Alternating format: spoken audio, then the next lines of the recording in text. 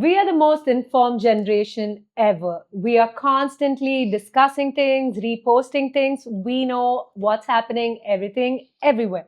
But most of us feel disconnected. A lot of us feel disconnected from politics. There is no participation. We feel like we feel powerless, but we want to know, we know about the issues.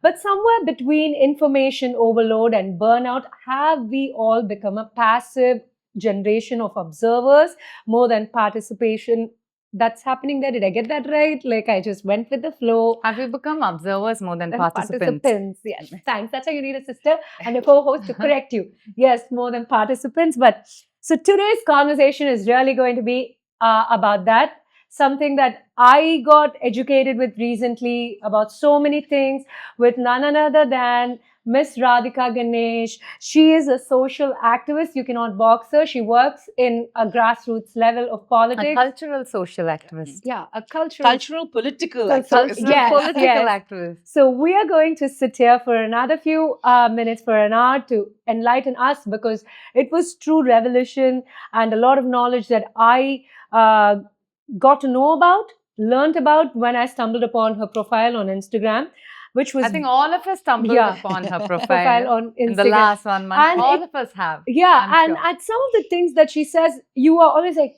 yes, that's so true. And today we are going to have her sit on the couch with us and enlighten our listeners, our audience. We have a bunch of questions. So welcome to our show, Ms. Radhika Ganesh. Welcome. Thank you so much for having me. Yes. It's a pleasure being here. Thank you so much for agreeing to come. We're so glad that you, wanted to do this. Yeah, immediately. And because I feel the conversations that we have been curating should hit a particular note everywhere. And this is a note that we haven't really hidden at all or even thought about, but I think is very necessary, because when I kept seeing those videos, some of them I still have them saved, and in a sense like, okay, I need some child-free time to sit and read or listen to what she's saying, because this is important, because it is important what you say. So let me go to the place. When did it actually happen? When did that revelation actually happen, where you decided, hey, you know what, this is what I want to do? Oh my goodness. I think it started very, very early for me in my life. I grew up as a kid with dyslexia. And all through school, because of my neurodivergence, I was a very curious kid. I kept asking a lot of questions. And luckily for me, though I was born and raised within a fairly traditional, home, my grandfather and my mother were both rebels of a particular kind. My grandfather insisted on equanimity within the household. And my mother was first generation graduate from, a woman graduate from the house. And, she, in her own feminist way, raised my sister and I to be fairly independent thinking women. So it very early on in my life, I had the space to rebel and voice out and ask questions and constantly need into things. And as I was saying, as a neurodivergent kid, my ways of expression were not similar to other kids. So you were constantly held as an outlier. You were looked at as a kid with some sort of a difference. And so I went to five schools.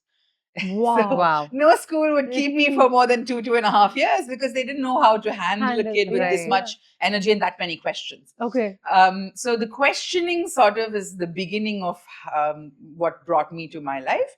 And I think around when I was 15 years old, I went and rallied in a political, gathering. I spoke in a Periya Mangolailo or Periya meeting. I had, I held the mic and I just went. That's amazing. That's amazing. Do you remember what you spoke on? I think it was a rally to campaign for a candidate from a very new party called Lok Paratran that didn't take off too much. It was 4 IITians who came together and said, we're going to create a party. Oh, I remember this. Right? And it was such a moment as a young kid.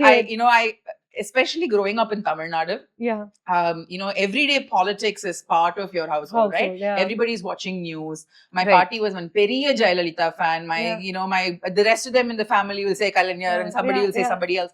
So, and Veetu Vasala, we were staying in a neighborhood where on one side we had G.K. Mupanar, on the other side we had, Nellai Jabamani. So we were surrounded by politics. And then there was this new party and I was like, I don't necessarily remember what I spoke. I remember auto eri pracharam panite. I went around. I was 15 years old.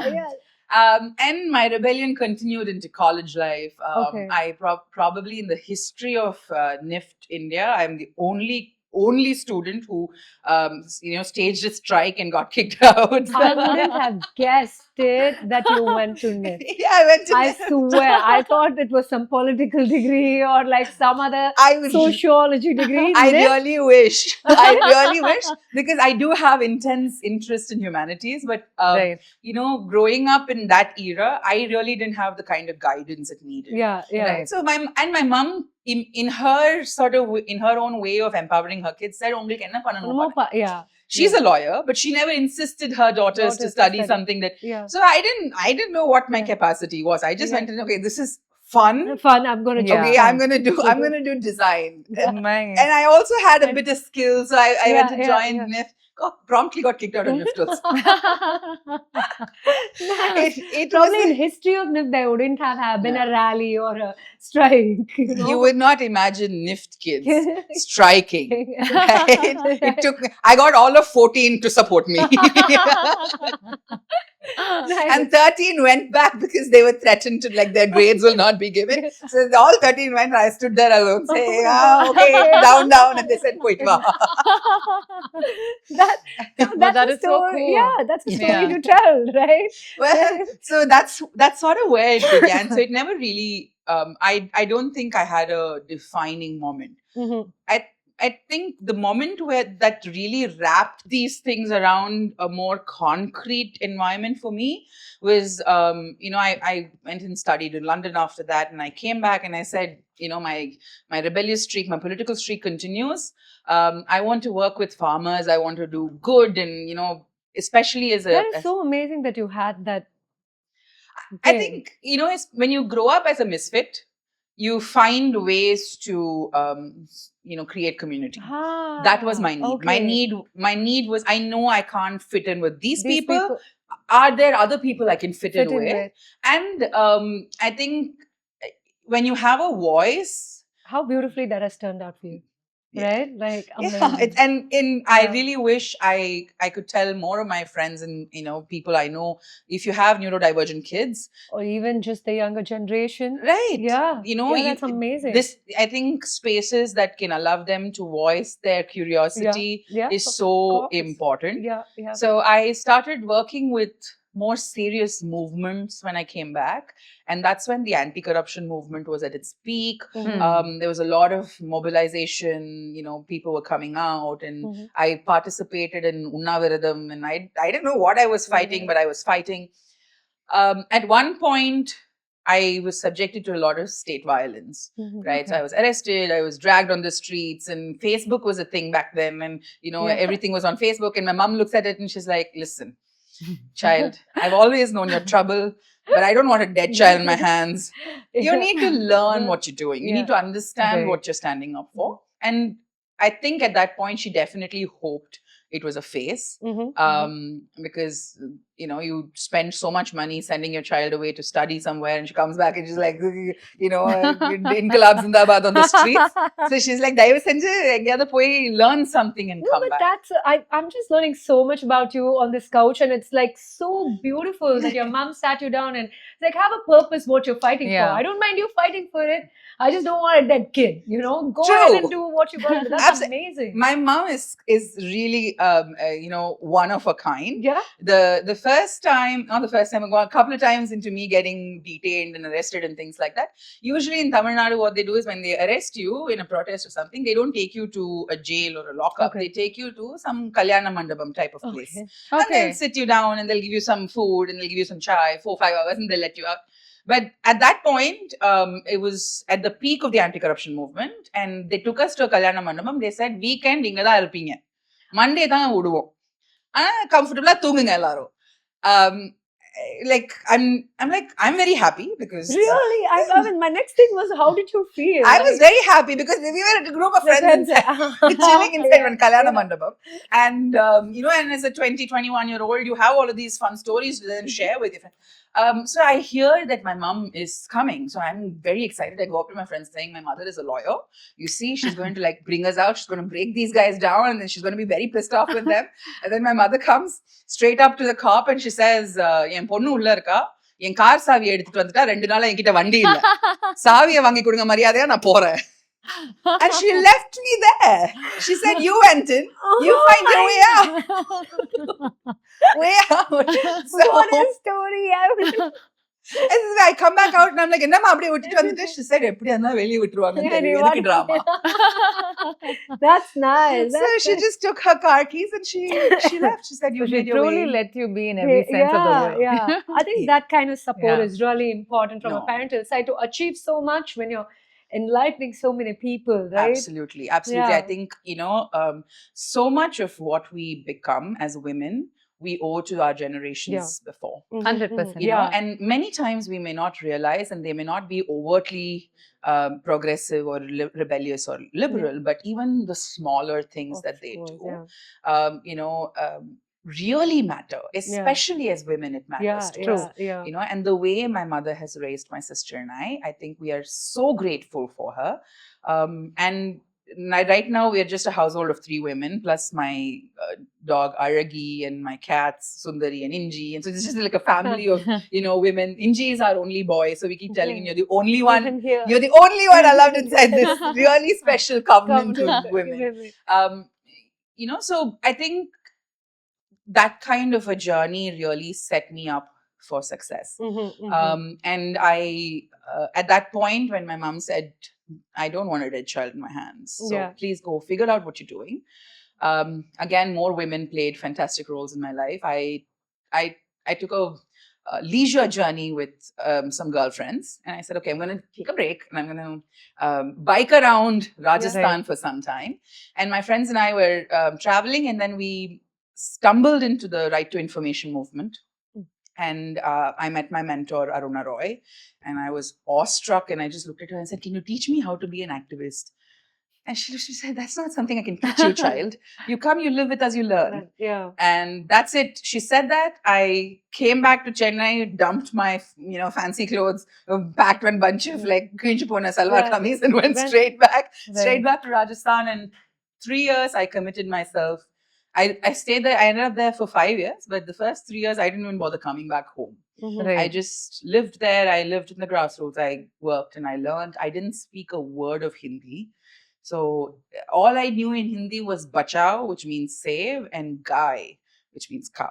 So clearly I did not know the right words at all. For any crisis. Okay, though Om Shanti, Om Padam Patita, I learned like some 2 words. Okay. So I stayed mute for the first 1 year. I just watched. I observed.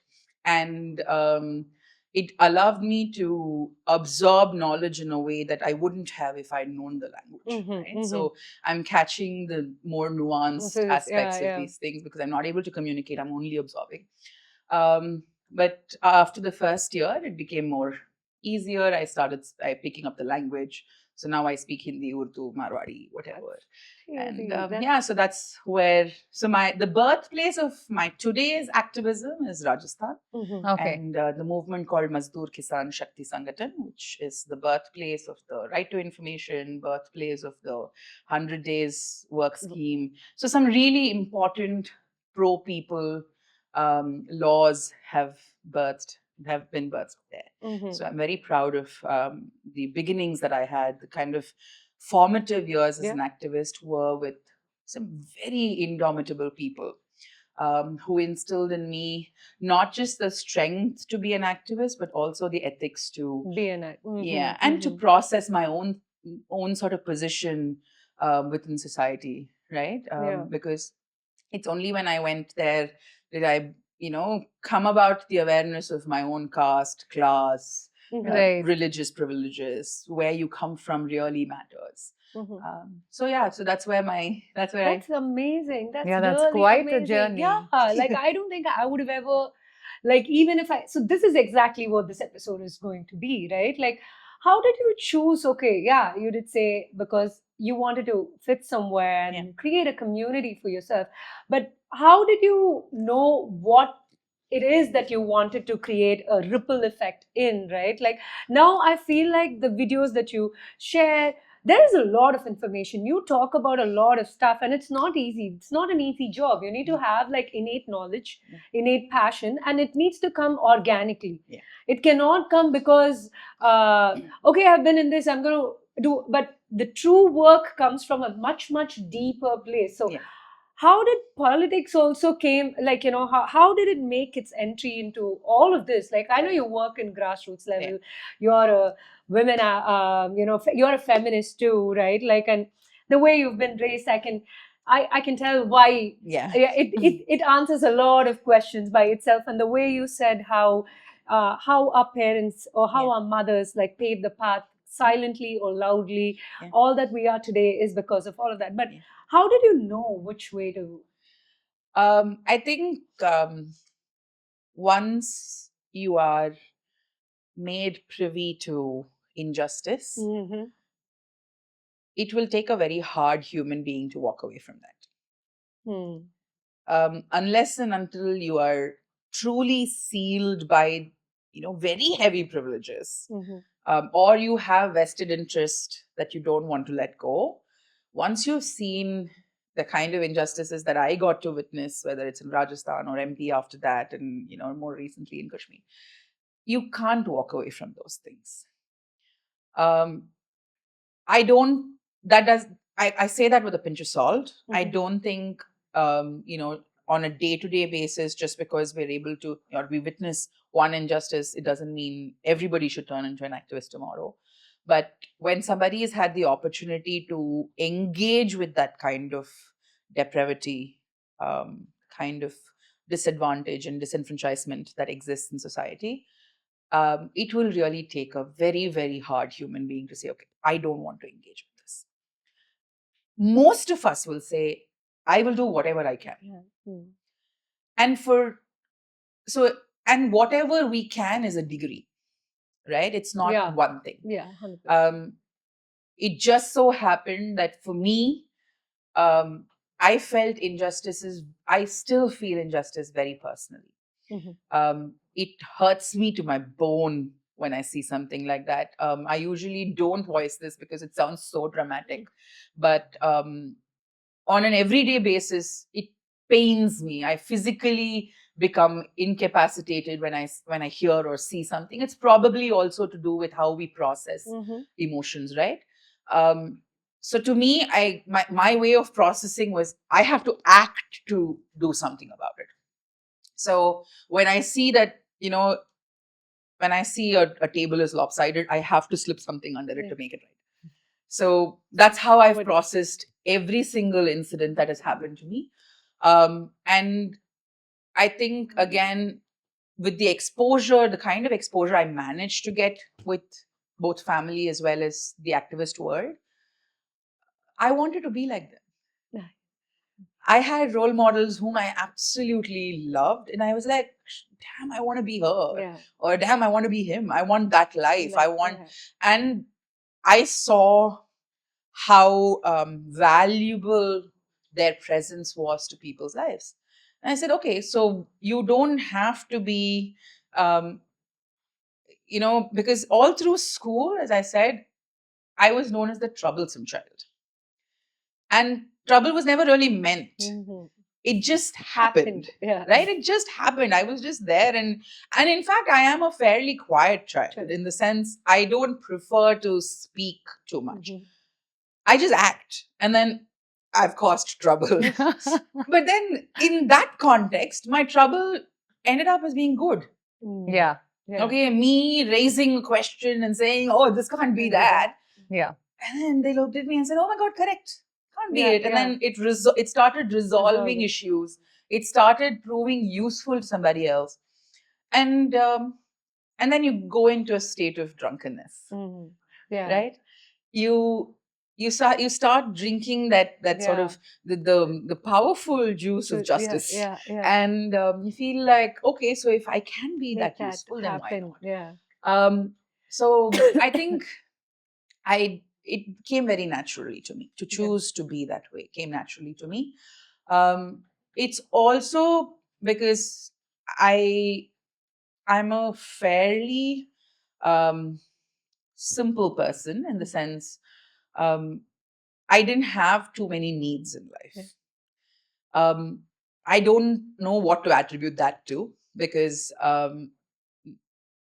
when I went to Rajasthan and they told me you have bare basics, like literally less than bare basics. For the first 3-4 years of me living there, we didn't have a toilet. I was just thinking that. I was like, yeah, you would be a person who wouldn't have too many needs. You'd be okay with wherever you go, and as long as you're making that effect. Because immediately you said that, and then I was like, yeah, she went to Rajasthan, but like she just packed her bags. How would I do it?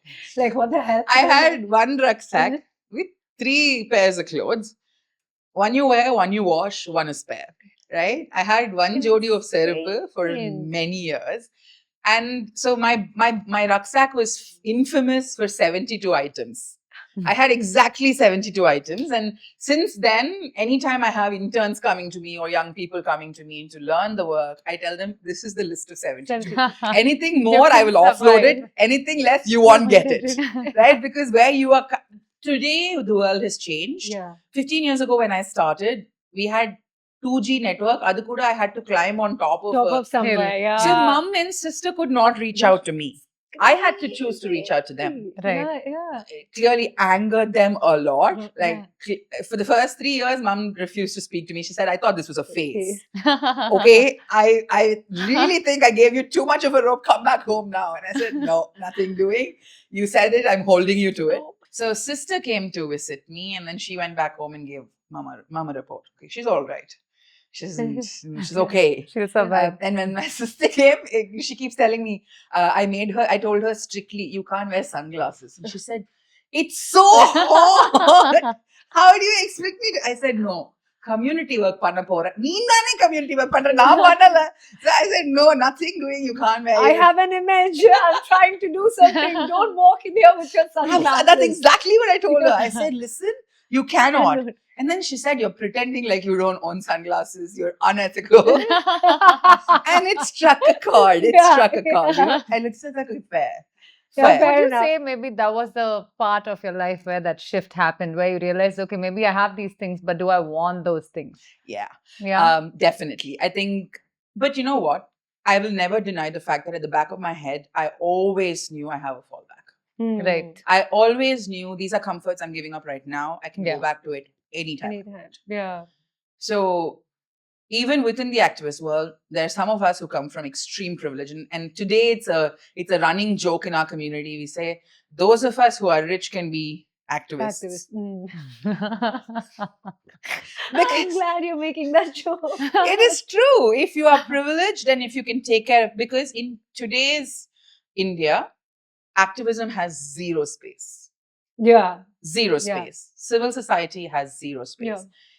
Either you have to be a very well-established foundation or an NGO that already is aligned to a corporate organization that is pumping their funds into you.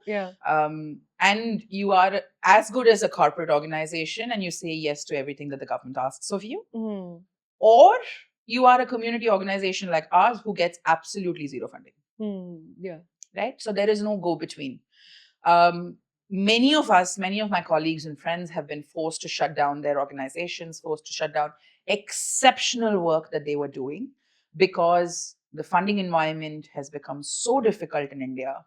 The surveillance is unimaginable. All of us, our phones are listened to, are constantly being hounded by the state. We're being called repeatedly to come and report on stations and ED cases and God knows what all. If we think politicians have it difficult, activists have it 10 times more difficult. They're the ones who have it 10 times more. You know, because we don't have political safeguards either. Initially, by numbers, we had some safeguard. Oh, okay, if you do something to this person, 10,000 people will gather on the streets. But we no more have access to 10,000 people. And that's a conundrum because we live in, as you opened, you said, we live in a time where we are most connected and most well equipped. And yet I can't use social media to rally people because immediately they'll shut me down. Twitter accounts are blocked and Instagram pages are pulled up. So we're really not in a free environment anymore. And to be an activist has become very difficult. And many of my colleagues and friends who were doing exceptional work and were truly community leaders have perished. And we are all hoping at some point, history will take a turn. And, because no society can survive without activism. Oh, I'm absolutely with you. Definitely. Yeah. Right? People's voices must always be heard. And to organize and to agitate is an absolute right of a human being. Of course, yeah. And today we live in a political climate that disallows all of that. In a very brutish way. So all jokes apart, I think life has been twisting and turning in ways that we're not able to really comprehend. So as I said, if we are fairly privileged, we continue with our activism. But even for someone like me, running Karni Nilam and young people for politics has been extremely challenging, one after the other. I'm sure you'd be able to relate to it. They run an NGO. So two of my friends started this NGO like about 4 or 5 years ago.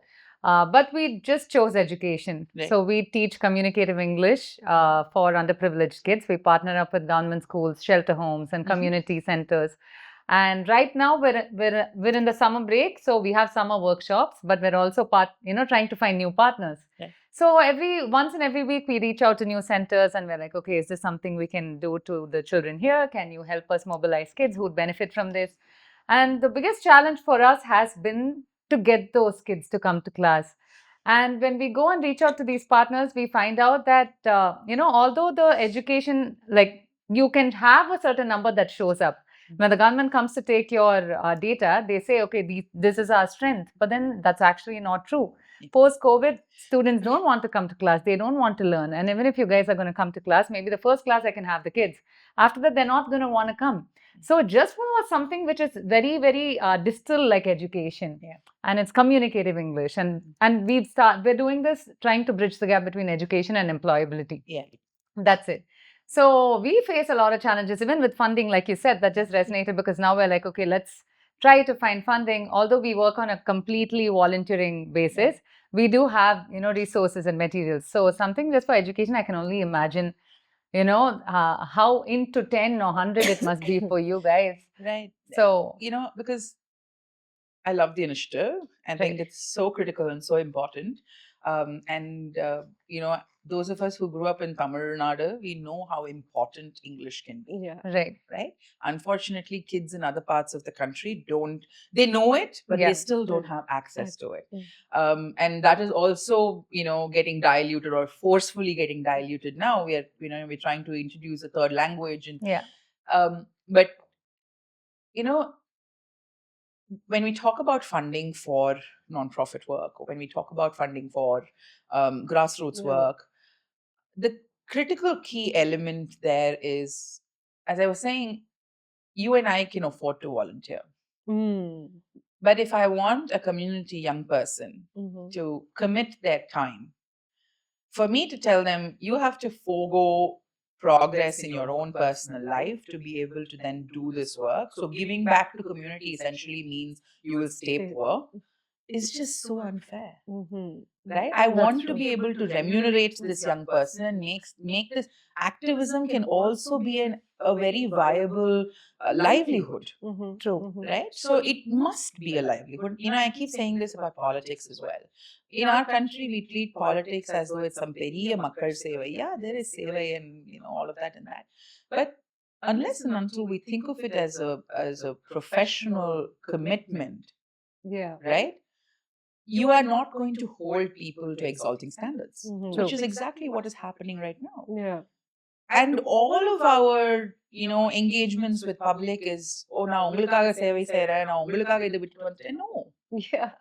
you're making a choice. 100%. Yeah. True. Yeah. Right? Don't elevate yourself into a position of savior because you've made a choice. Yeah. Yeah. True. I will appreciate your choice if it is useful to my life. But I don't think that should be the only way we approach politics, whether it's people's politics and the way I absorb it.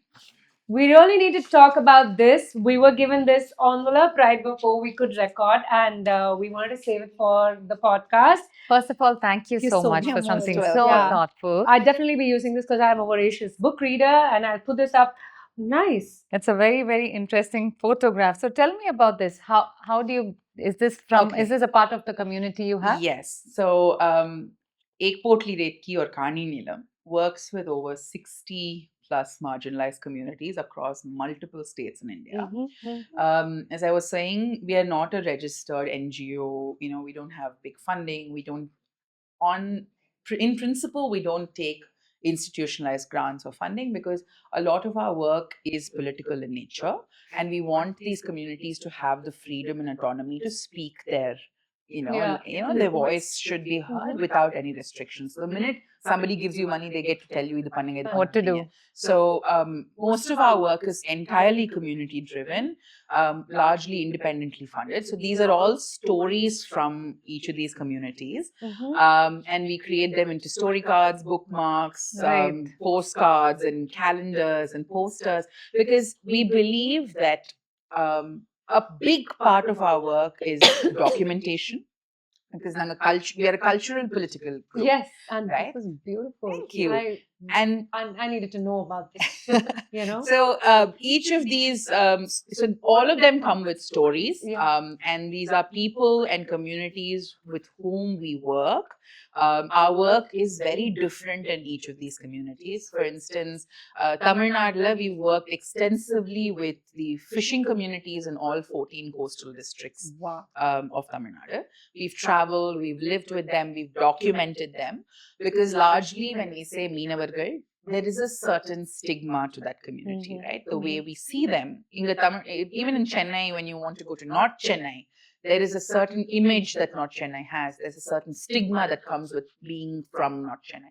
So how do you then destigmatize these communities, right? I've also given you, for instance, you're holding a tribal. So this is from the Baiga tribe in Kalangi. in Madhya Pradesh. Yeah. Okay. Right? So the Gond and the Baiga tribes from Madhya Pradesh, and these communities are also heavily stigmatized because you look at them and they look a certain way, they don't feel a certain way. So how do you then destigmatize these identities? The reason behind wanting to destigmatize them is because inequality begins with stigma. Oppression begins with stigma. Oh, that person doesn't look like me, sound like me, speak like me, feel like me, so they must not be my equal. Right? So to explain to a larger public, especially young people and children, about the diversity in India and why these communities are so different yet belong to us, we started telling stories.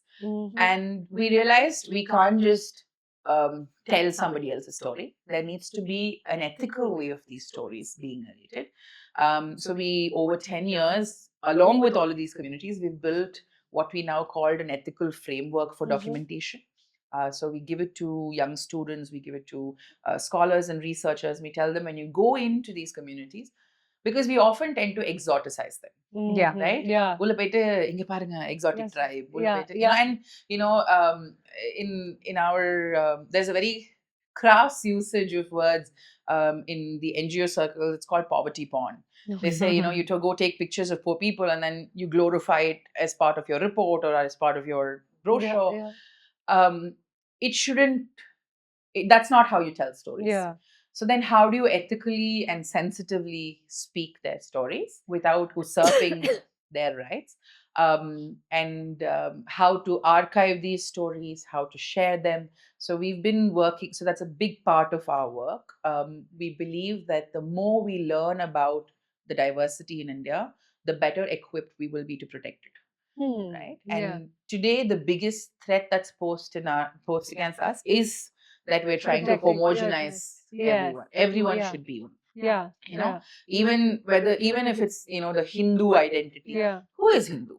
Many of these communities today call themselves Hindu.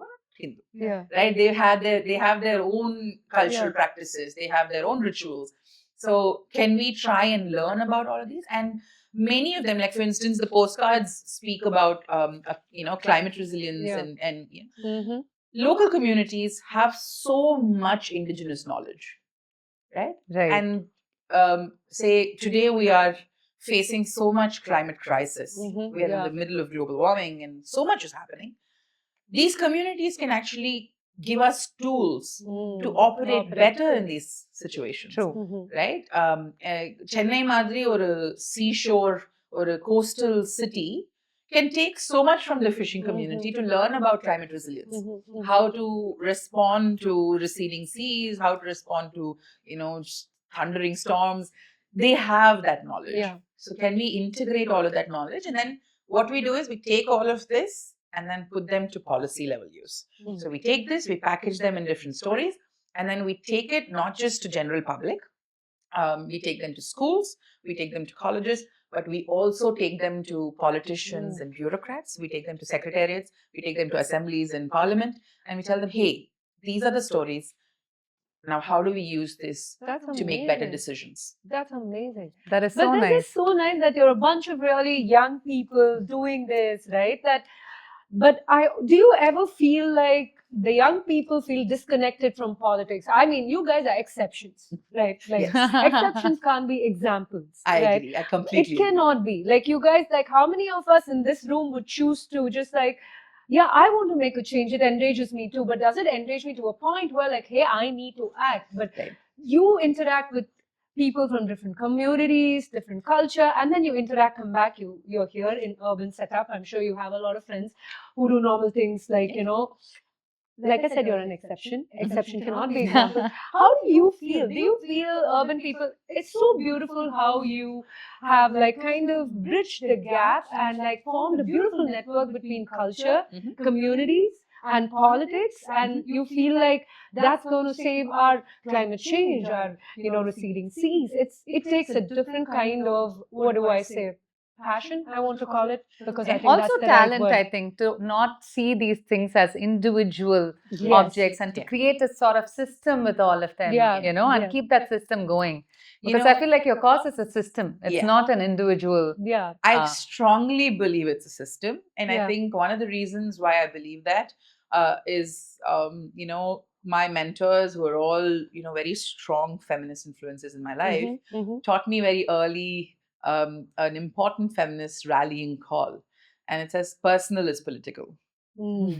Everything we do, we say, the way we conduct ourselves is political. It's a choice, right? The words that come out of our mouth, it's a choice. And those choices are constructed by the systems we are born into. And it's not every day that we get to challenge these systems. Often, we all just want to survive. Right? So, to not challenge that system is how we survive. But for many communities, not challenging is not an option.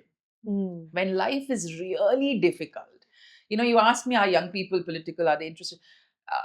There's an irony today. Urban young people, I want to know that. Like, how do you feel? It's an irony because it's only when we are young we are most idealistic. Yes. Right? Yes. And idealism is sort of the crux of a political environment. We thrive because we are idealistic in politics. But today, the same young people have become so complacent. It's also information overload and burnout and everything that we're talking about. But this is precisely why we started Young People for Politics in 2019. We had spent so many years working in the grassroots, seeing young people from absolutely nothing who live extremely political lives because their life demands it, right? Everything from one certificate to getting water in your, getting a pipeline to your village to getting a road laid. You go to an office, you go to a government office, you speak to a panchayat, you speak to a collector, you're constantly writing applications, so you're engaging with a democratic setup. You're engaging with an administrative setup. And then you come to urban India and you see kids who have zero idea how to get their own driver's license application, right? Forget driver's license. Most of our kids don't know what it takes from the parent to send them to school. True. Yeah. Right? Schools have become so unaffordable. Yeah. And we're constantly trying to do better for our kids. We constantly want better, but better is relative. What is better? True. Yeah. And if we keep raising that bar, we're never going to be able to give them the best. Better, yeah. Right? So we saw these kids, and it was sort of 2019, there was an election, and we said, okay, how are young people engaging with politics and electoral politics? Because until then we were thinking of people's politics, everyday politics. Okay, electoral politics is important. Young people are the ones who are making and breaking things, because at that point, the conversation around social media had just really boomed, and everyone was like, oh, Twitter le opinion, so now you make or break a government. So, okay, you're making and breaking governments on Twitter. So that means you guys hold so much power. Do you know that you hold this power? Power, yeah. Right? Your opinions matter. So we wanted to bridge that gap. We wanted to bring urban young people and rural young people together for conversations, for engagement, for exchange in education. So we started, and very rapid. We were one of the first few organizations to start using Instagram for visual political narratives. Okay. Right? Because I was a designer myself, and I had so many designer friends, we said, okay, let's visually tell political stories. Can we create interesting material that kids will, carousel around and say, okay, I learned something from this. Right? So we started doing all of that. 16 states, about 70,000 volunteers, 25,000 plus young people who enrolled and worked and supported. Since then, we worked on almost 40 plus elections, right? Wow. And young people mobilizing themselves to analyze the election, talk about it, exchange ideas. In 2021, we created a one-of-a-kind youth manifesto that the Progressive Alliance adopted into their manifestos, including the DMK and the VCK and Congress, and everyone was like, okay, we'll take points from you, and we will put it in our own manifesto. And we were able to get those kids to then follow up on what needs to be done. Yeah. And so many good things that happened in Tamil Nadu, we are now able to proudly say, okay, we had a hand in it because we put it in our manifesto. Yeah, true. So it's increasingly more difficult to politically engage young people, especially since 2019 to 2026. Sorry, 2019 to 2026, there's been a massive change. In participation? In the quality of participation. In what they believe is political. Okay. Right? Yeah. Ipa vandu memes potu, to tease each other, to rail up each other, to troll each other has become politics. Politics, exactly. It's stupid. And it's sad. Yeah. Because from an environment where I believe Tamil Nadu had some of the most politically mature environments for young people to thrive in, yeah. It's just come down crashing. Yeah. And it saddens me. And I think all of us have to assume some amount of responsibility in that, because we didn't see it coming. Yeah. Right? Definitely. Like this, just a sea of some weird change. I still can't comprehend it. Right? And I think that's where, again, I go back to the responsibility of how you tell stories, even if it's cinema. Yeah. Right? For me, what politically moved me, I mean, call it stupid, whatever, that, either the final scene of those three young people going in there, just 3 seats, I think that will forever stay in my brain, and that end card like that, right? It's not stupid at all. I think all of us had a moment there, right? Like, it was so phenomenal how they went out. But do you ever feel like the young urban people understand how much politics affect their daily life? Yes and no. It's yes, because in Tamil Nadu, we've seen a landslide victory for somebody who has no political background. Yeah. Right? No, because they don't know why they voted him into power. Exactly. Because it's okay to be on Instagram and create that kind of a wave, but do they really know? No. So their knowing stops at, oh, I know I want to change. It doesn't go into, oh, this is what I want to change from and this is what I want to change it into. And that's the level at which ideology works, right? This very superficial, I know I want to change, it sort of undervalues the work of so many decades of people. True. Right? And especially in a state like Tamil Nadu, where we have consistently had political engagement. We have done better in education, in healthcare, in all of the basic amenities. For the past 2 years, we've consistently been taking workshops and exhibitions of, Tamil Nadu and its political history to young people outside of Tamil Nadu in hopes that they will be able to sort of learn something from here.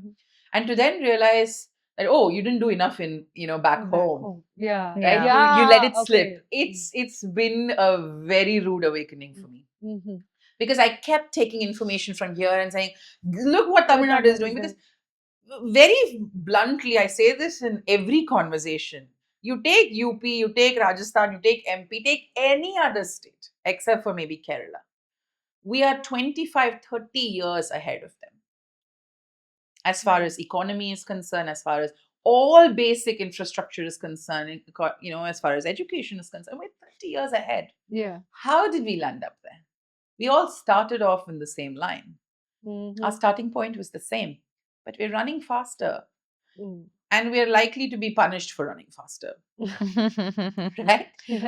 So I kept taking all of this and showing those kids there. And then it's only towards the very end, we felt like, oh my God, these kids need to see what life is like outside so they don't end up there. Yeah. So then we started taking people from here. So toward like election, Koramasa Munadi, we started taking content creators from here, colleagues from here saying, come see UP, please, let's not become that. Yeah. But it was too late. We've all been blindsided, and I think it's an awakening to now.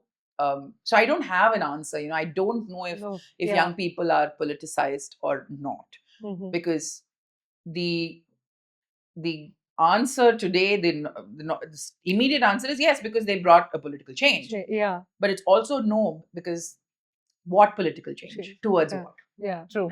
So we are in a sort of a half and half situation. Yeah. That's so sad, but sad. Isn't it? But right when you said the ideology, that's where the ideology is at, right? Like, what do you want out of this change? What is the change? But like it's just that we've created. That's where the real ideology is. That like run something in my head, and I was like, yeah, like why do we not look at so many things so passionately? Like name it. Like all of us have our own passions, but why has today politics has become such a big change and it's a movement? Like why did we not look at it on that level? Like how come it did not get on that level for the youngsters? Or like why did it, or are they too cynical? Like I think our older generation got very complacent. Yes, okay, because they felt like we've done the work, let our kids chill. Right? We've done the political work. Let them, maybe, I don't know, I want to ask my older colleagues, did you feel like you don't want to pass on the burden, or did you think we didn't need it because you've already set it up? Because either way, unfortunately you've failed. And I feel that too. I know, often we club ourselves. I club myself in the young category, but I work with like Gen Zs and Gen Alpha, and I don't feel very young around them.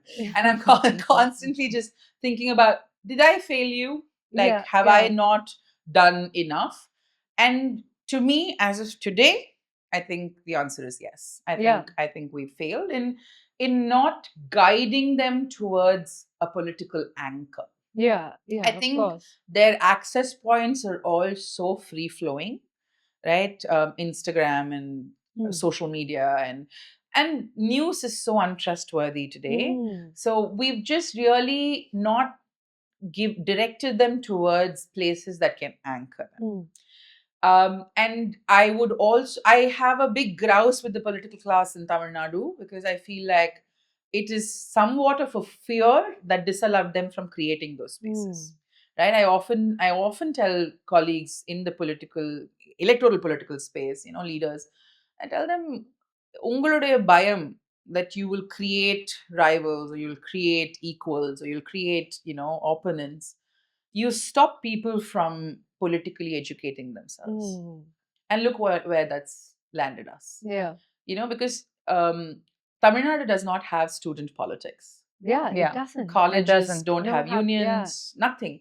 And at the because when you have student unions, it's usually the left parties or the right-wing parties that get to capture these institutions. Our Dravidian political systems have never had very strong student presence. Unless, 60s and 70s, yes, but not more recently. Yeah. So instead of putting the work to create it, we just shut it down entirely. One chief minister after the other chief minister said, okay, this is not important, let's look at it later. And look where it's at. Exactly. I was just thinking about this. Right? So then as an activist, now my role is to say, okay, we have a new chief minister, let's hold that person accountable. Let's now make sure that they put safeguards in place and bring back political education to his own young people. I feel terrible for them because we spent so much time insulting them, they showed it to us. I really feel like they got very ego bruised and they're like, all you oldies are insulting us, saying Kuri and all of that. Exactly. My mom says the same thing, So growing up, it was like, we come from a very ADMK household, and my granddad wrote Jayalalitha's first Kanni speech in the it's in the movies where, all of that. And like, it's a very strict household.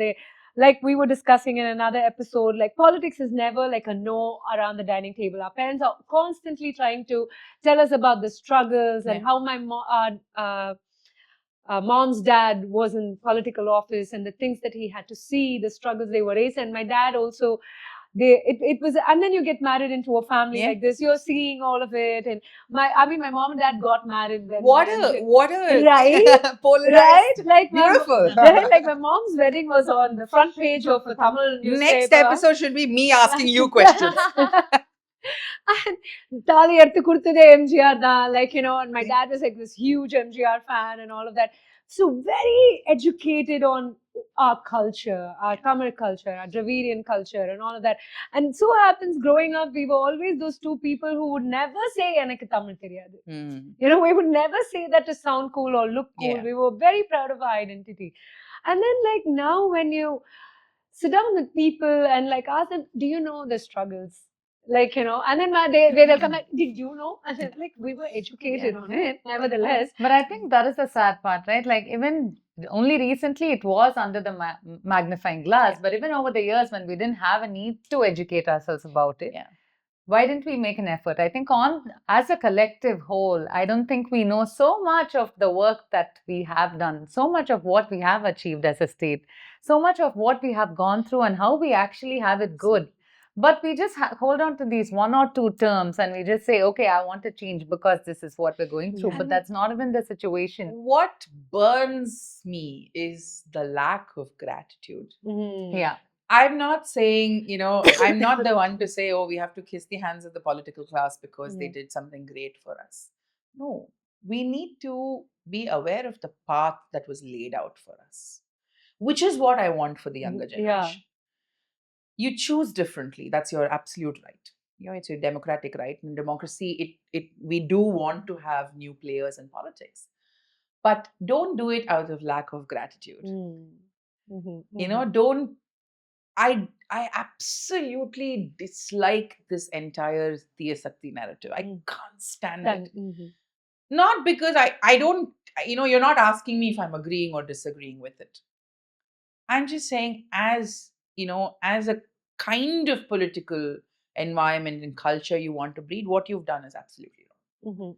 Because when you take something that has paved way for all of us, including yourself, for 70 years, and then you just disparage it as evil. To me that was so unpalatable. Right? And I want our younger generation to grow up knowing, as I said, it's everything that I am today. It's because my mom had her struggles, my grandmother had her struggles. If we forget, and if we say, okay, அவங்கெல்லாம் எதுவுமே பண்ணல, நான் தாந்தோனியா அப்படியே வந்துட்டேன். Right? I was just born great. No, you weren't. Yeah. Right? There were so many people who walked ahead of you. Yeah. Let's be cognizant of it. Forget gratitude. Just cognizant of it. They laid the path, and hence we are here today. And anything that is drastically and dramatically different to this may be detrimental to the progress that we've already made. But fortunately or unfortunately, they're not claiming to be drastically. Somebody yesterday in a meeting, somebody said, oh, do you know they are neo-Dravidianism? I said, Dravidianism, neo-Dravidianism, right? I'm happy with Dravidianism. Why do you want neo-Dravidianism? What is so wrong with Dravidianism that you want to replace it with something new? Right? Articulate it for me. Talk to me about what this has not done. I can tell you, right? I have many grouses with Dravidianism. I think we've failed, as gloriously as we've done well. And those failures have to be subjected to criticism. But that's not what you're doing. What you're doing essentially is saying, இது வந்து பழசு, இது evil, இது வேண்டாம், நான் புதுசா இதையே திரும்பி கட்டுறேன். That makes no sense to me.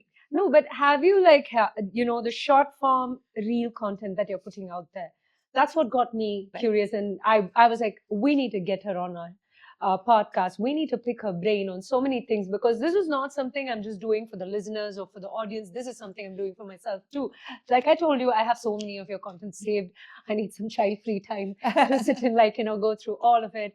How do you think that will have an impact? I feel that created an awareness. Do you strongly believe that creates a wide range of awareness? I'm learning now that it does. Right? Because I'm not new to this. I've spent 15 years in this life, in this line of work, saying the same things. I just finally stumbled upon a way to say it that makes sure people listen to it. 3 minutes is all they have to spare for even the most important conversation. So then I'm forced to package it the way they will hear it. And it's been a struggle, because most of the things that I want to talk about, I want long form content. Right? I want to write about it in 18 pages or talk to you for 2 hours. I don't want to be talking to somebody for 3 minutes, but I've now understood that that's what time demands. That's what, young people reach. Correct. So it's very demanding. It's very challenging because and I don't necessarily make reactionary content. I'm not just talking about somebody said this, so I'm going to say it. I diligently write every morning. My colleagues know I wake up and the first thing I do is I'm writing. It is so beautifully put together. Thank you. It is so well articulated. It says what needs to be said, but how do you know which is the important part? Because I feel like all of it is an important part, right? And today's climate, and I think that's a conscious choice I made. I didn't want to create just a free-flowing conversation, which I'm thankfully facilitated by other people. Like you've invited me for a conversation, now I'm able to speak at length. Then I said, what is it that you don't get to do? I want to be, and I love writing. I read a lot, and I want to say it in ways that bring some amount of culture to it, brings some amount of history to it, and all of those elements. So I diligently write, and then I write many, I record a few, and then I publish even fewer. So that's sort of been the process, and it's very difficult to keep up, I must say, because the motivation shifts, right? Especially when you see comments and when you see all of that, and you're just like, I was about to get to that. Does it ever get exhausting, or has it ever been a scary moment when you had published something that you felt needs to be said, absolutely needs to be said, but people are thinking about it, saying, but because you wrote about it or published it or said it, you feared a little bit, hey, did I? Absolutely. I think many times. Not just writing and publishing, even the work that we do. Yeah. Many times the work that we do can be and is inconvenient to communities that are already opposing communities we work with. Yeah. Right? Or say the government or anybody in a situation of power. So backlash is so common. Backlash is an everyday thing in our work. And it can demotivate you. I've had, forget emotional demotivation, I think broken bones and, all of those things definitely push you one step back. But thankfully, I've always had colleagues who support me in exceptional ways that we invariably bounce back. I'm having like this completely new perspective on activists and like, the work that you do. It's something else. The way I look at you, I'm looking at you like a celebrity right now. I'm You not are even a kidding, celebrity. you are one. Like, Crazy. A celebrity. I think you are a person of impact. You know? Thank you. Okay, so a lot of the work that you do is at the grassroots level. Your work is on the ground, in the field, with the people in reality. So tell us about some experience or one experience that just entirely changed you. Okay, I have too many and it's very difficult to pick one. But I think the most recent exchange, of course, Tamil Nadu tavarthu, I spent a couple of years in and out of Kashmir, right? And I was saying Kashmir is a very difficult place to live and work in because there are no official records, but unofficially the count is one armed security personnel to every 19 citizen or civilian. And it is the most militarized zone in the world. Not Gaza, not Iran, crazy. not Ukraine. It's, within India, in Kashmir. And so kids wake up to guns, and I've heard parents sharing stories of extreme loss and pain and trauma.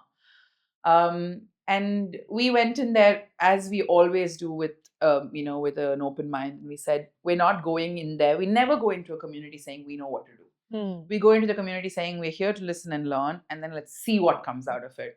Each of us have a skill. Can we put that skill set to use? And we've over the years worked extensively with cultural communities, communities that have art and craft and rituals and practices. So we were looking to engage with cultures in Kashmir. So everything from food to language, we were just exploring. And one thing that struck us, we met a lot of young musicians. And these are, so usually our work is in the folk space, more grounded, more rooted. But in Kashmir, we started engaging with contemporary artists because we felt like in a very controlled, secure or insecure environment, young boys were using music and poetry as a way to express themselves and talk about issues that plague their life. I was, oh, how interesting, right? Yeah. So you see that in every community, like for instance, Tamil Nadu could have rap music and all of that, like borrowed from Black cultures. It's part of how you, raise your voice. But to hear that in Kashmir was interesting. And some of these young men were topping global charts. We were meeting Fahim Abdullah and all of those newer artists. And one thing that was so stark was, where are the women? There are a few women, not to discredit them. There are a few women. It's an extreme struggle for women to find that space, right? And even the women who are doing well for themselves and are singing and creating art are not doing it in their own name. So they have pseudonyms to represent themselves. How crazy is that in today's time and age? It's a I'm very... not able to wrap my head around whose fault is it that it has it's to no be done? one. That's the thing. No, it's no one no one person's fault. It's a structural difficulty. Because yes, there is the religious angle, there is the cultural angle to it, but there's also the political angle. It's a very unsafe environment. So families fear for the safety of their children. To be visible means you're being surveilled, right? So even their boys have a little bit more freedom in saying, I don't care if I'm being surveilled, I still want to be famous. But women can't say that, right? Girls can't say that. And women also naturally feel like they don't want to be that kind of outliers. They don't want to hurt their families. They don't want to disrespect their elders. So I said, okay, then how do we find a work around this? Because women have a lot to say, and they have a lot of political energy in them. So how do we bring that out without putting them in danger? Because in Kashmir, you also have to be very cognizant of not just the dangers to yourself, but the dangers you can cause to other people. So we said, okay, let's not do anything overt. Can we think of covert, intelligent, inspiring ways of doing this? So we've now helped them create the first all-women anonymous artists collective in Kashmir. And it's aptly titled Shh. Oh, nice. Okay, nice. Right? Nice. So Shh is has created its first music album, featuring That is amazing. 5 first-time independent women artists representing themselves anonymously through this album. Each of them performing. So we have multilingual, multi-genre compilation album. That's so amazing. We have a folk musician, we have a rapper, we have a pop, rock ballad. So it's really interesting, and we didn't want to make it a backyard project. So we got experts involved, we got industry people involved. We said, come train our young women. So we had rounds of workshops with them. It was so difficult because they couldn't tell their families. I was just about to get to that. Yeah, they couldn't tell their families. They couldn't tell their friends. So we had to, a lot of trust building had to happen. Yeah, how do you just go into a space like that where you have a gunman for every 19 person, right? And get them to trust you and be like, hey, listen, I'm here to do some good for you. Oh, and for the it rest is of difficult. And I think we failed as much as we succeeded, because we were forced to leave Kashmir after a point because there was so much turmoil, there was so much backlash, so many questions that you never as an activist, I've never been blamed for siding with the state. Right? That's the one. I'm always told you're against the state. But in Kashmir, all of a sudden I was state sponsored, and I'm like wondering, where did that come from? And then you realize that the rumor mill is how they attack you. Yeah. Right? The state has a hand in it. The community has a hand in it. You can never figure it out. You can never figure it out. So all of my friends, advised us to leave. But of course, the work continued. These women have been absolute magic. So strong, so powerful. Brilliant poetry. They've written about everything from love to friendship to loss to longing. So we are very proud of the album. We haven't released it yet. We're hoping to release it. But now, as step 2, the album needs to create some visuals because we live in a very visual world.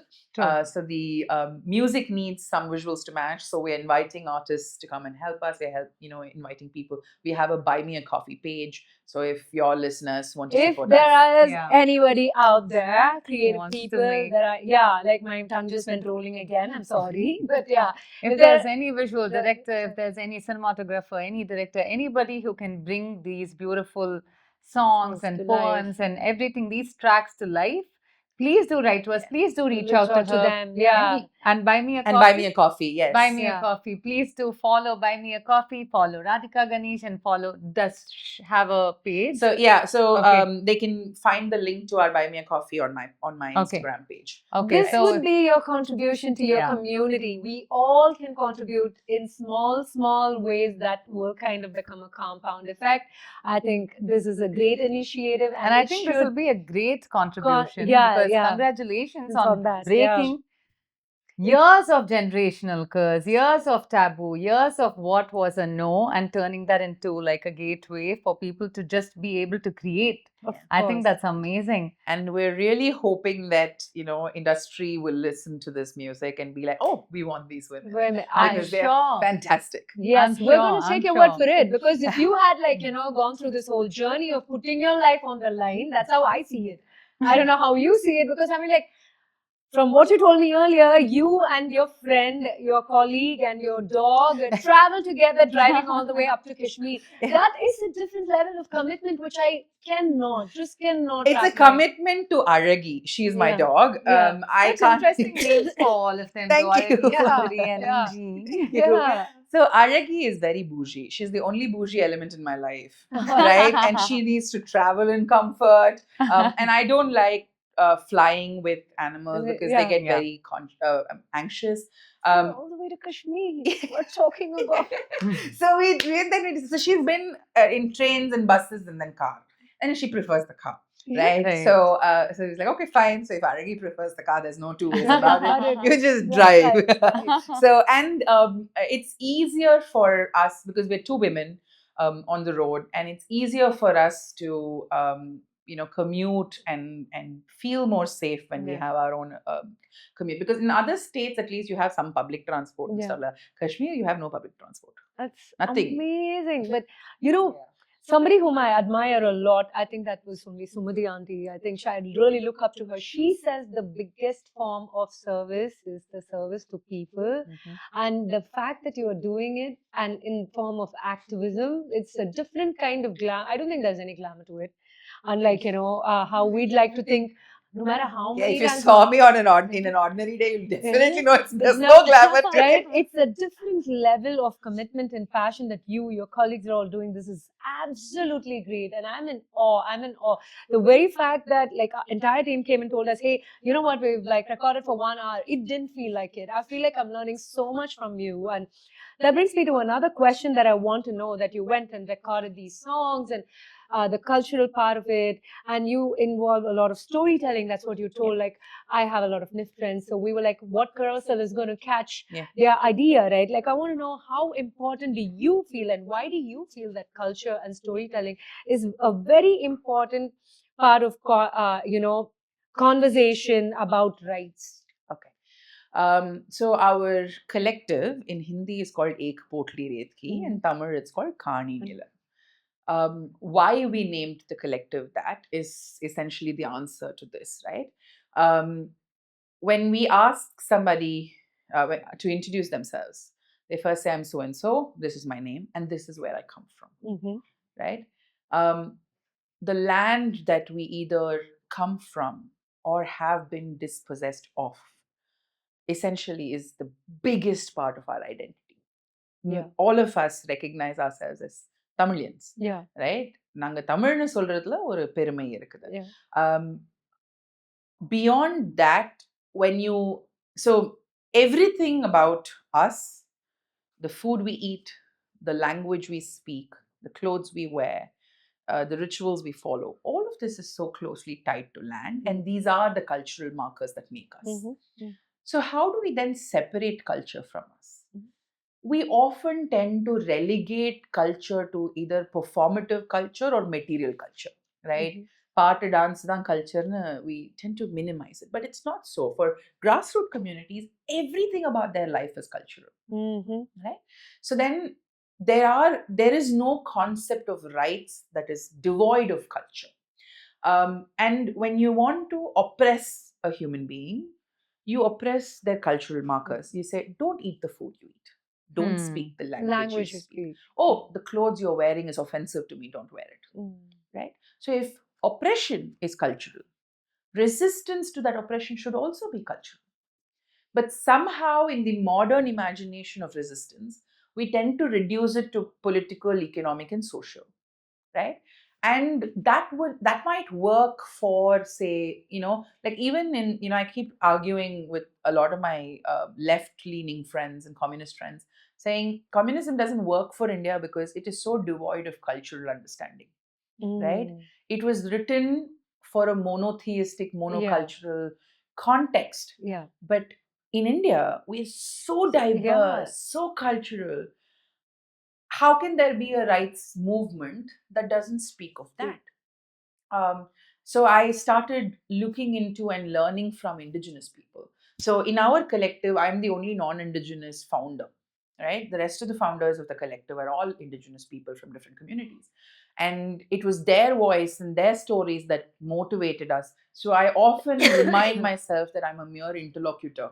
It's not my struggle that I'm fighting against. It's, when I speak of gender, I often speak of my struggles as well, as women, what we face. But largely in the political environment, I'm still much better off. So then, if I'm cognizant of that, I have to learn their culture to be able to respect that culture. Once you love something, it's hard to vanish, allow it to vanish. Once you love something, it's hard to, like, for instance, I keep telling the kids I was working with in Kashmir, we have to make Kashmiri food and Kashmiri clothes so lovable that they wouldn't want to let it die. Like, if we love an art form, we will not, a craft form, we will not let it die. We will want to see more of that. And that's the only way to allow these communities to thrive. So how do you make them love it? You tell them the stories, right? The instrument that you have on that bookmark, it's a 300-year-old Kamaicha. And the story of the Kamaicha is that there's only one community in all of the subcontinent that plays the Kamaicha. They're called the Manganiyars. And the Manganiyars essentially were, when the partition happened, the part of the community that knows how to play the instrument stayed back in the side of India. And the part of the community that knows how to make and maintain the instrument was pushed away to Pakistan. No way. So 20, 30 years after the partition, this instrument was almost gone. Okay. Because nobody knew how to make it or maintain it. Right. So then you needed activists to go and say, hey, we have to now either take them there and let them learn, or bring them here and let them learn. But today it's become impossible for me. I can't take artists to Pakistan or bring them here. Speaking of that puts me in trouble, right? So if we love the Kamaicha enough, today the Manganiyars are globally recognized artists because, I think Royston Abel did a couple of shows with them and it became a global phenomenon. So people don't want to see the Kamaicha dying. Right. Okay. Right? Yeah, right. They went and performed at the Royal Albert Hall and here and there in the Opera House in Sydney. So people don't want to let the Kamaicha die. So then I can push the government and say, hey, we need to not let the Kamaicha die. Okay. We need to bring these communities together and let them thrive. I think that's why storytelling becomes important, and that's where culture meets activism and meets rights. And how does it become political? When does preserving someone's cultural rights become political? So as I said, I am of the strong belief that everything in life is political. Right? Personal is political. The choices we make is political. To me, politics is not just electoral politics. That's a very small, very minute part of politics. Our everyday life is political. So these communities, their choices, for instance, the Manganiyars are also a Muslim community that is patronized traditionally by Hindu Rajputs. So this community sings Hindu songs, songs about Krishna and Rama with as much devotion as they sing Sufi. Right? So that is politics. Right? To me, that is political. But the same Rajput community, to whom their music is so sacred, will not invite them into the home to give them a glass of water. So they will sit where you leave your slipper and sit there, and they'll use this ridiculous, words, kamagani, which essentially means I beg your forgiveness. That's how they greet each other. I say, okay, these are all caste, structures. So breaking that is political. So we tell Mangania children, don't say kamagani. You say namaste. Or you say good evening, good morning. You say zindabad. Like in our collective, we only say zindabad because we feel Tamil vanakkam is a very egalitarian way of wishing each other because everybody says vanakkam. Right? But in most other cultures, the way you wish somebody is already an indication of where you stand socially. Right? So we say, let's not do that. Let's find a more equal, equanimous way of greeting each other. So all of this is politics. But if you ask me where it translates into, electoral politics and they're all vote bank. right? Right. So I bring, Okay. that's where I Alright. bring it back. It's suddenly like as though bulb went up and down. Like, yes.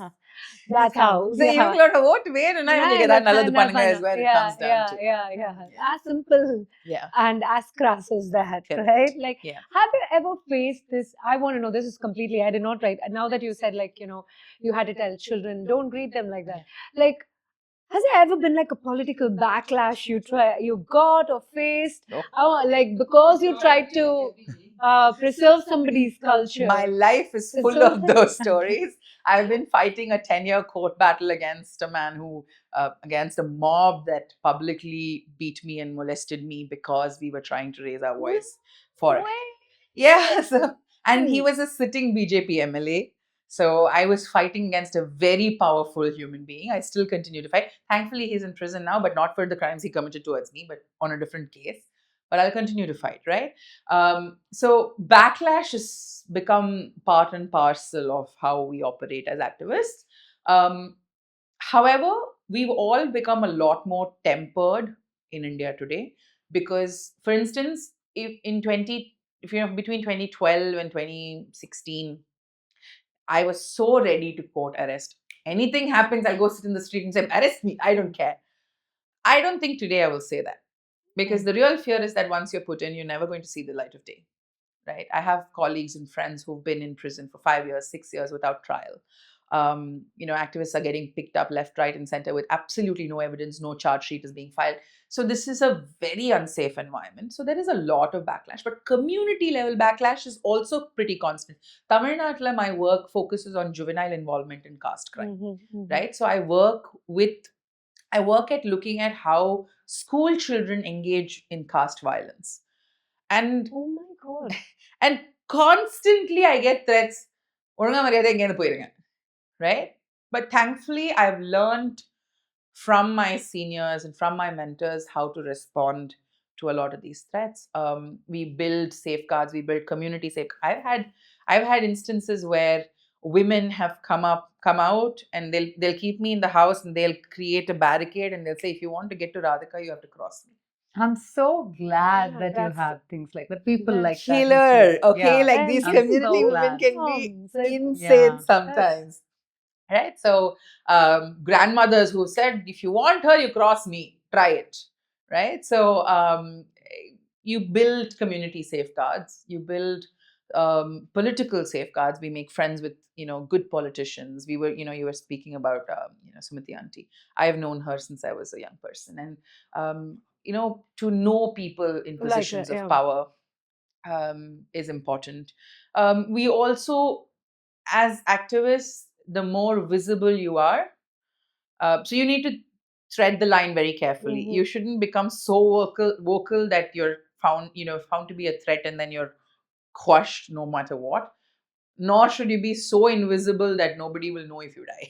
So you have to be sort of in between. So I think I'm striking that balance pretty all right. The last time I got arrested in Tamil Nadu, I think VCK's leader, MP Thirumavalavan, called and said, அவங்களை விட்டுருங்க, பிரச்சனை ஆயிடும்.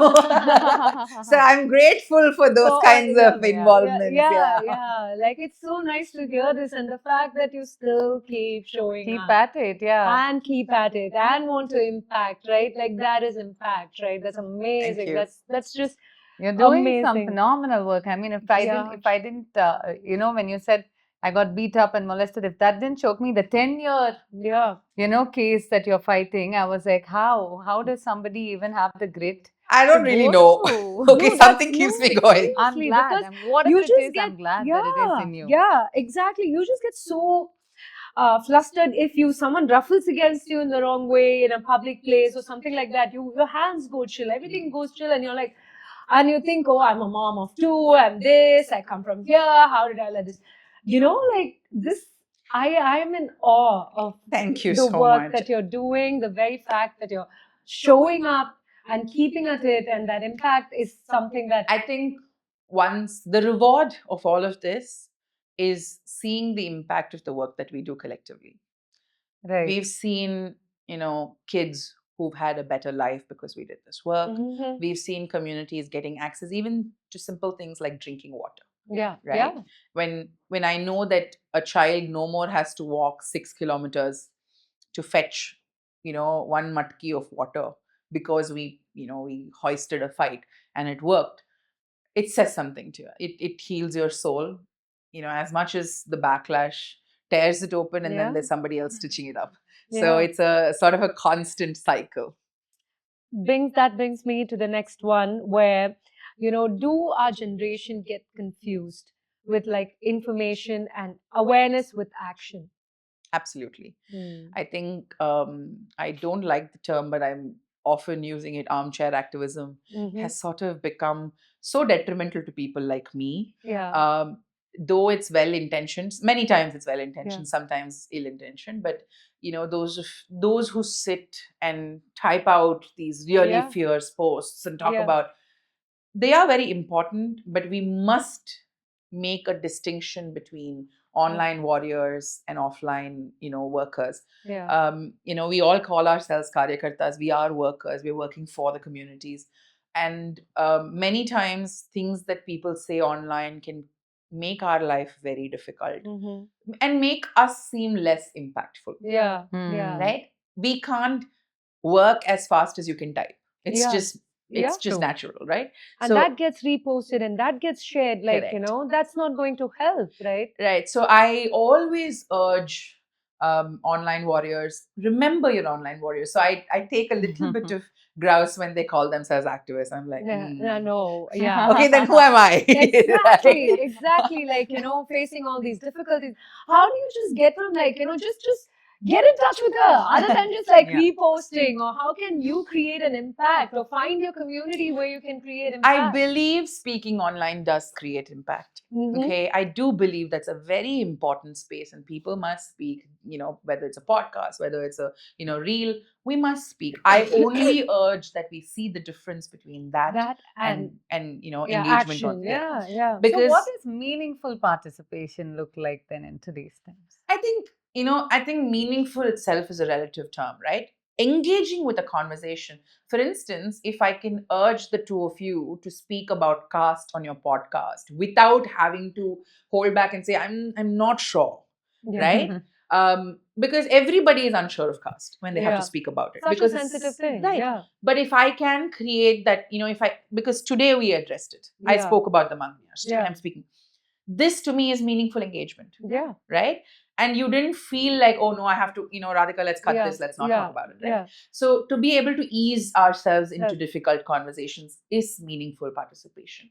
But I think India is in a space where, especially Tamil Nadu is in a space where we have to show more grit in the way we participate in real life as well. Yeah.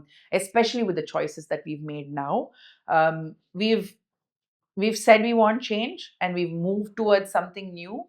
Meaningful participation in today's parlance would mean you are constantly engaging with that new system and demanding the best out of them to hold them accountable. Yeah. Right? So all the young people who pushed for TVK, I want them to every day watch TVK. Yeah. Right? I want you to see avanga enna pandranga. Are they sticking to their word? Are they doing something detrimental to us? Can we hold them accountable? Are they responsible towards us? Are they responsive towards us? I think that's meaningful participation. Right. I'm so sorry, I just smiled there because I have such a big TVK fan sitting here. We can edit this out. No, I record panning. Like, I just looked at her. I'm like, are you watching it? Are you? It's great. I think it is their absolute right to be whoever. Yeah. See, நம்ம சொல்லும் போதும் TVK fan ன்னு தான் சொல்றோம். Yeah. TVK cadre no, TVK follower no சொல்ல மாட்டேங்கிறோம். Yeah. Gen Z என்ன cut பண்ணிடுவாங்கன்னு நினைக்கிறேன். Sorry. Right? But yeah. Okay, jumping back. I just looked at her. She knew I was going to be making eye contact with her. But yeah, what's the one thing our generation doesn't want to admit to itself, or the younger generation you're working with? Okay, our generation that doesn't want to admit is... Hit me with both. Okay, yeah. So the first thing is we don't want to admit that we've failed, right? and the mess that is today is because we've failed. I think we need to acknowledge that and face the reality. Yeah. The generation next that is, what was the question? That it doesn't want to, that's they actually doesn't want to admit about itself. that they are absolute know-it-alls, but they don't really know anything at all. Yes. They behave like they are know-it-alls. Yeah. And that is the most dangerous position to be. Yeah. Jack of all, king of none. Yeah. I need these kids to sit down and say, okay, just because I can eloquently wax off about, politics doesn't mean I know politics. Yeah. Just because I can talk about economy and this, you have to at some point, humility, Yeah. I think that's what is lacking from them. Yeah. For us, it's realization that we failed. For them, it's just lack of humility. I would like these kids to say, okay, there are things that we may not know. Yeah. That's something that I've faced on so many occasions. And I'm just like, I'm not even going to respond because this feels like I'm going to be pulled down to that level and beat with that same thing. Yeah. So I know exactly where you're coming from. And why are difficult conversations becoming very harder to have given the social, political scene? Okay. So our social tolerance has reduced. Okay. I attribute this to the growing right-wing environment in the world. It's not just India. Right? Everywhere you see far-right extremism, just அப்படியே தலைவிரிச்சு ஆடிட்டு இருக்கு. So in that sense, we are so polarized. Right? Even family dinners have become difficult. Yes. Yeah. Right? You can't sit with your own family and have a dinner where you're not biting each other off. Right? Your appetizer and entree together. Right? So, I think patience, Urdu has a very beautiful word, sabr. Right? It's not just patience, it's knowing patience. Right? You sit with it and you say, okay, I'm going to make space for the other person. Yeah. They may have a different opinion, they may have a different idea of life, but I want to hold space for them. It's very ironic because we are a generation that speaks so much about mental health. We are so aware about mental health. And yet somehow holding space is so underrated. We only hold space when it's convenient. We'll hold space for mental health. We'll hold space for gender conversations. Sometimes we will not hold space for very, very intensely political things. Right? I don't want to talk about it, is the position. Or, even I have so many friends and cousins with whom I completely avoid speaking about politics because it's so touchy. But I think to learn to make space and hold space, I think would be the most important thing.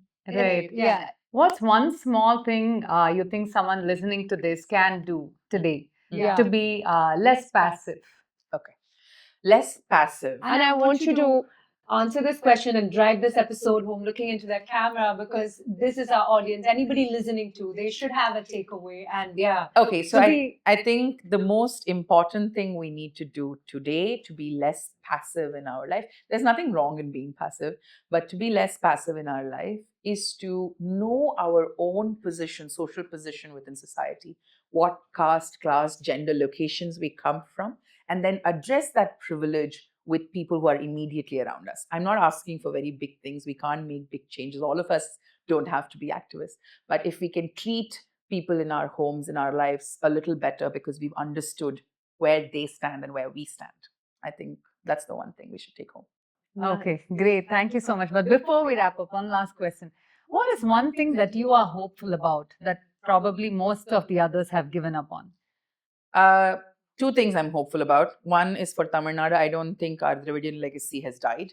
I believe that this is a break, and we will definitely resurrect because we've done so well. There are so many things we need to correct, but this is the time to course correct. And the second thing I'm really hopeful about is that history is always in a cycle. So globally also, I am hopeful that times will change and more progressive thinking will prevail. And communities that are today subjugated and oppressed will have their say in time. That's amazing.